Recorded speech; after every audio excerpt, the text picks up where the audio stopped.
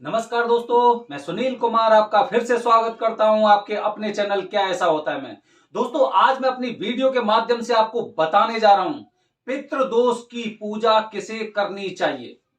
पितृदोष की पूजा किस इंसान को करनी चाहिए उसके बारे में जानकारी दे रहा हूं। सबसे पहले आप ये देखिए, मेरे चैनल पर किसी का कमेंट आया है, पढ़िए आप इसे। मैं जूम करके आपको इसे दिखा रहा हूं। मैं वैसे आपको इसका ना हिंदी अनुवाद भी मैं आपको बताऊंगा, ठीक है। ये देखिए क्या लिखा हुआ है। त्र्यंबकेश्वर में ऐसी लूट होती है कि जहां पर 2100 रुपए की पूजा बताई गई थी, वहां पर 11,000 रुपए में पूजा की और उस पूजा के बिल्कुल भी परिणाम हमें नहीं मिले हैं। समझ रहे हैं? इसमें गलती केवल उन लोगों की नहीं है जो आपको लूट रहे हैं, बल्कि गलती आपकी भी है। आपकी कोई जानकारी नहीं है, आपका कोई लिंक नहीं है, उसके बावजूद भी आप थोड़े से फायदे के लिए, अगर कोई इंसान आपकी पूजा 8,000 में करा रहा है या 10,000 में करा रहा है शुद्ध वरदानी पंडित जी से, और आप 8,000 के चक्कर में और उसे 6,000 देने के लिए आप ऐसी पूजा करा लेते हैं या उस इंसान से पूजा करा लेते हैं कि इस तरह के कमेंट आते हैं जैसा आप देख रहे हैं। समझ गए? तो इसीलिए दोस्तों, वो चीजें, वो गलती केवल उनकी नहीं, गलती हम लोगों की भी है। जब हम आपसे ये वादा कर रहे हैं कि आपकी पूजा को वरदानी पंडित जी के अलावा कोई इंसान नहीं करेगा, और अगर वो पूजा नहीं करते तो आप पूजा मत कराइए, हम इंतजाम करेंगे आपके लिए दूसरे वरदानी पंडित जी का, अगर वो खुद पूजा नहीं कराते हैं तो। लेकिन वो वरदानी पंडित जी खुद ही पूजा करते हैं, ये उनका रिकॉर्ड है। इसीलिए हम दावा ठोकते हैं कि वरदानी पंडित जी आपकी पूजा खुद कराएंगे। ठीक है, अच्छा। तो दोस्तों, हम लोगों के मन में एक बात अवश्य रहती है कि पितृदोष की पूजा किस इंसान को करानी चाहिए। मैं उदाहरण दे रहा हूं आपको, क्योंकि काफी लोगों के मन में ना कुछ ऐसी शंकाएं होती हैं। जैसे पहली शंका यह होती है कि काफी लोग कहते हैं मेरे तो माता पिता जीवित हैं, क्या मैं पितृदोष की पूजा करा सकता हूं? ठीक है, पहला सवाल है। मतलब उन लोगों के मन में कुछ ऐसी चीजें, ऐसी शंकाएं हैं कि भाई मेरे माता पिता हैं, मेरे दादाजी भी मौजूद हैं, तो एक कर्म कांड की भी पूजा होती है इसमें, मैं अपने माता पिता के जीवित होते हुए, दादाजी के जीवित होते हुए मैं कैसे पितृदोष की पूजा करा सकता हूं? ये पहली शंका है। ठीक है, अच्छा। दूसरी शंका बता रहा हूं दोस्तों। दूसरी शंका ये हो गई कि काफी लोग ये कहते हैं कि भाई मेरे बच्चे की कुंडली में पितृदोष है। अब मेरे बच्चे की कुंडली में पितृदोष है तो पितृदोष की पूजा वो बच्चा करेगा, मतलब कर्मकांड का काम करेगा। मतलब हो सकता है वो काफी चीजों को इस तरह से जोड़ते हैं कि भाई उन्हें अपने बाल निकलवाने पड़ेंगे। और बाल निकलवाने का मतलब ये हो गया कि भाई जैसे कि उनके कहते हैं ना कि भाई उसके पिता की या घर परिवार में से किसी ऐसे सम्मानी लोगों की मृत्यु हो जाती तो अपने बालों को निकलवा देते हैं। तो उन्हें इस तरह की शंकाएं होती हैं दोस्तों। ठीक है, अब शंकाएं किस तरह से हो गई कि भाई मेरा बेटा मेरे जीवित होते हुए वो कर्मकांड का काम करेगा, तो मतलब ये चीजें उचित नहीं है। अच्छा दोस्तों, और अगली शंकाएं क्या होती हैं? अगली शंका भी बता रहा हूं। अगली शंका ये होती है, जैसे सपोज करते हैं कि एक परिवार में 5 पुत्र हैं। ठीक है, 5 बेटे हैं। अब 5 बेटे में से सबसे छोटा वाला बेटा सोच रहा है कि भाई इस तरह की पितृदोष की पूजा तो भाई मेरे बड़े भाई को करानी चाहिए, या फिर मुझसे बड़े 4 भाई है मेरे, तो उन्हें करानी चाहिए। तो दोस्तों, इस तरह की समस्याएं हमारे जीवन में आती हैं। काफी बार ऐसा होता है, जैसे कि चलो ठीक है कि हम एक जॉइंट फैमिली में रह रहे हैं। जॉइंट फैमिली में हमारे साथ हमारे चाचा जी भी है, हमारे ताऊ जी भी और हमारा परिवार भी है। अब सारी जॉइंट फैमिली है, तो जो बड़ा लड़का है वो हो सकता है ताऊ जी का हो सकता है वो चाचा का हो सकता है वो बड़ा परिवार जो अभी यहाँ पे मौजूद है वो आपका खुद का भाई हो। तो काफी बार लोग इस तरह की शंकाओं में फंस जाते हैं कि ये पूजा भाई किसे करानी चाहिए, उसे करानी चाहिए, मुझे करानी चाहिए। बहुत से लोगों को मैंने इस बात पे चर्चा करते सुना है, मेरे पास काफी लोगों के फोन भी आए हैं कि मैं तो घर परिवार में सबसे छोटा हूं, फिर मुझे पितृदोष की पूजा कराने से क्या फायदा है? पितृदोष की पूजा तो मुझसे बड़े लोगों को करानी चाहिए, मेरे पिताजी को करानी चाहिए, मेरे दादाजी को करानी चाहिए, या फिर जो मेरे परिवार में, मेरे खानदान में मुझसे बड़े लोग हैं उनको पितृदोष की पूजा करानी चाहिए। अब मैं आपको जवाब दे रहा हूं कि पितृदोष की पूजा किसे करानी चाहिए। मुझे लग रहा है कि जो मैं बात बताऊंगा उससे आपकी जितनी भी शंकाएं, वो सारी शंकाएं खत्म हो जाएंगी अगर आप गौर से मेरा वीडियो देखेंगे तो दोस्तों सुनिए, गौर से बात सुनिए। देखिए, जब भी कोई बालक जन्म लेता है, बालक या बालिका, ठीक है। आप उससे मतलब वो मत करिए कि हाँ भाई बालक या बालिका। जब कोई बालक, मैं बालक को लेके बात कर रहा हूं क्योंकि पितृदोष की पूजा बालकों को करानी होती है।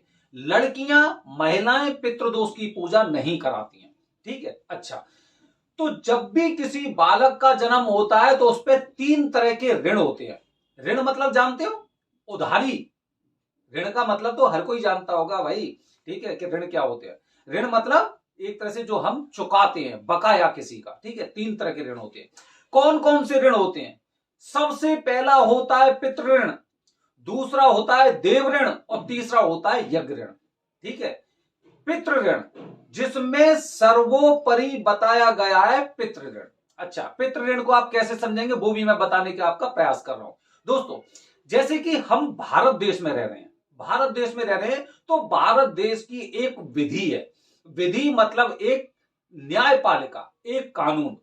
अब जो हमारे माता पिता, हमारे दादी दादा या उनके भी माता पिता उन नियमों को पालन कर रहे थे भारत की विधि के अनुसार, तो वो तो पालन कर चुके हैं। अब उसके हिसाब से आपको तो पालन करने की आवश्यकता ही नहीं है। समझ रहे मेरी बात को? मतलब यह है कि काफी लोग ये सोचते हैं कि मेरे माता पिता ने पितृदोष की पूजा करा ली तो मुझे कराने की आवश्यकता नहीं है। गलत बात, ठीक है। जैसे कि आपके पूर्वजों ने भारत में विधि नियमों का पालन किया है तो आपको भी करना पड़ेगा, आपके आने वाले बच्चों को भी करना पड़ेगा, ठीक है। पहली बात। दूसरा उदाहरण दे रहा हूं, हमारे माता पिता ने अपने धर्म से संबंधित अपने धर्म को बचाया, अपने धर्म का पालन किया। धर्म का पालन, बड़ों से कैसे बोलना चाहिए, शिष्टाचार क्या होती है, मंदिर जाना चाहिए, ठीक है, मंदिर में घंटी बजानी चाहिए, मंत्रों का पाठ करना चाहिए। इस तरह की काफी चीजें धर्म से संबंधित होती हैं जो हर इंसान को पता होनी चाहिए। अब वो तो पालन कर चुके, हमें पालन नहीं करनी है ना? आपका मतलब यही हो ना? नहीं, उन्होंने पालन किया है, हमें भी पालन करना है, हमारे बच्चों को भी पालन करना है। धर्म का पालन हर पुरुष को, हर इंसान को करना आवश्यक होता है, ठीक है। इसी प्रकार पितृदोष, जब पितरों का ऋण किसी बालक के ऊपर आ जाता है, किसी बच्चे के ऊपर आता है, किसी इंसान के ऊपर आता है, जो भी पुरुष जन्म लेता है उस पर पितृदोष होता है, उस पर देव ऋण होता है, उस पर यज्ञ ऋण होता है। पितृ ऋण का मतलब यह हुआ जिनकी वजह से हम इस सृष्टि में हैं, हम इस धरती पर हैं, हमें उनकी मुक्ति के मार्ग को ले जाना है, मतलब उनको मुक्ति दिलानी है, ठीक है। देव ऋण क्या होता है? जो ज्ञान हमें प्राप्त हुआ है, जो भी ज्ञान हमें कहीं से भी, सोसाइटी से, घर परिवार से, अपने अध्यापकों से जो ज्ञान प्राप्त हुआ है, उस ज्ञान को हमें आगे तक पहुंचाना है। और यज्ञ ऋण का मतलब दोस्तों ये हो गया कि हमें जो भंडारे होते हैं उनमें हमें अपनी श्रद्धा के अनुसार दान करवाना चाहिए। जहां पर भागवत होती है, सप्ताह होती है, या धर्म से संबंधित जो भी कार्य होते हैं, जब वहां पर जहां पर भी यज्ञ होता है वहां पर आपकी जिम्मेदारी बनती है कि आप अपने सामर्थ्य के अनुसार वहां पर मदद करें। तो दोस्तों, पितृ ऋण का मतलब यह हुआ जो बालक जन्म हुआ है, जिस बालक का जन्म हुआ है उस पर पितृ ऋण है और पितृ ऋण उसे चुकाना है। अब हम श्राद्ध करते हैं, श्राद्ध में जो श्राद्ध होता है वो किसका होता है? जो आपके पितर एक सामान्य मृत्यु के कारण और पितर लोक में चले गए या फिर मोक्ष में चले गए, ठीक है, उनके लिए श्राद्ध हो गया। लेकिन वो लोग जो आकस्मिक दुर्घटना से, अचानक मृत्यु से, अकाल मौत से, या फिर स्वयं की किसी ऐसी विधि से कि उन्होंने आत्महत्या कर ली, उनकी आत्मा को तो मुक्ति नहीं मिली ना। अब उनको मुक्ति कौन दिलाएगा? उनका ऋण तो आपके पास है, उनका ऋण आपके पास है, तो आपको उनका ऋण चुकाना है। और वो चुकाने के लिए ही पितृदोष की पूजा की जाती है, जिसे नारायण नागबली दोष भी बोलते हैं। तो दोस्तों, इसलिए पितृदोष की पूजा हर पुरुष को करानी चाहिए, चाहे उसके दादाजी मौजूद हैं, चाहे उसके पिताजी मौजूद हैं, चाहे उससे बड़े 4 या 5 भाई हैं, चाहे वो संयुक्त परिवार से रहता है, चाहे कैसा भी हो, उसे पितृदोष की पूजा अवश्य करानी चाहिए। तो मेरी वीडियो के माध्यम से दोस्तों आपका एक डाउट पूरी तरह से क्लियर हो गया होगा कि पितृदोष की पूजा किसे करानी चाहिए। जिस बच्चे के माता पिता भी जीवित है उसे भी करानी चाहिए।